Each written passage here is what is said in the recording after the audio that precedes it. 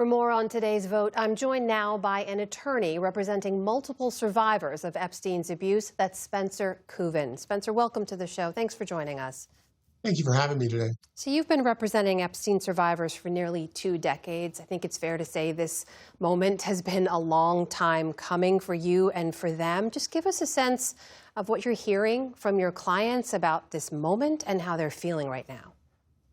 Well, first of all, I represented the first young girl that went to police here in Palm Beach. And when the state attorneys failed to prosecute the claim and it went to the federal investigators back then, they were promised justice back then in 2008, only to be denied that over and over and over again. So to be able to have the world see the full breadth and scope of this sexual pyramid that Jeffrey Epstein had built over the years. It is a breath of fresh air, hopefully, that finally the world will get to see exactly who was involved. And not just Jeffrey Epstein and Ghislaine Maxwell, but everyone that was involved in this or complicit in this. We saw after the release of these latest emails, some action, right, triggering of new questions, the president calling for a probe into many, including Bill Clinton, former Treasury Secretary Larry Summers apologizing and stepping back from public eye. Do your clients see this as some kind of a reckoning? Do they believe that there will be full transparency here?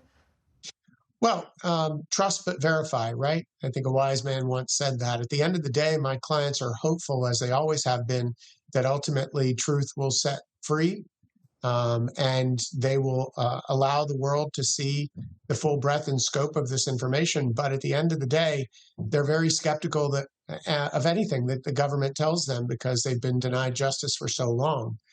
But what's important is, I think, for the general public to see the full nature of this and the people that were complicit in what was happening.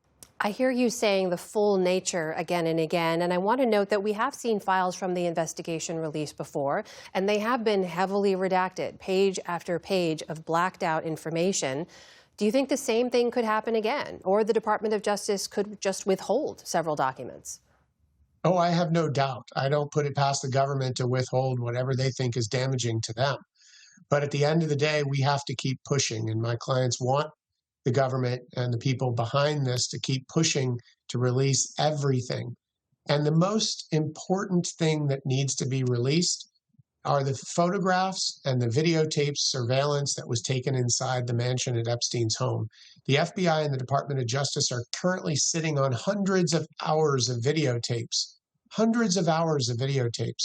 that show people that were going in and out of Jeffrey Epstein's home. That's what's going to be significant for the world to see.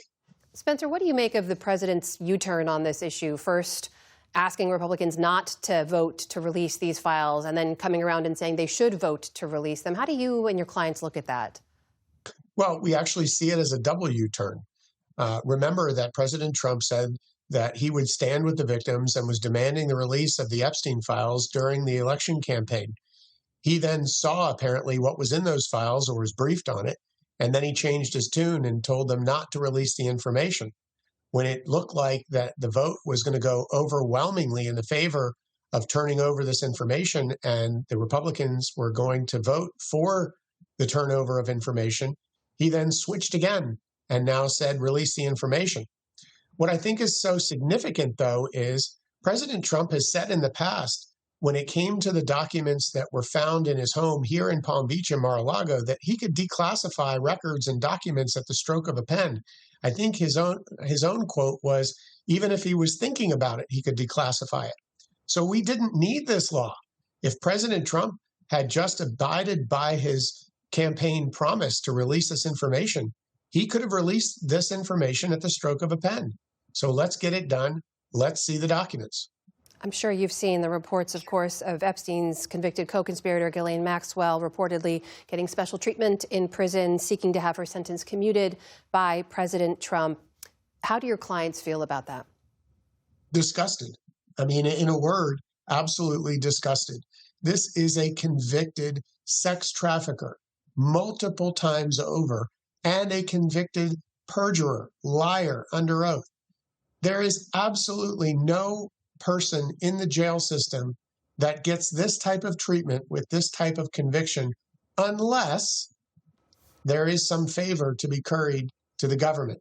She gave them something they wanted, and in return, they gave her a favor by transferring her to this facility and giving her these privileges. Fair to say a lot of questions still unanswered. That is attorney Spencer Kubin joining us tonight. Spencer, thank you. It was good to speak with you.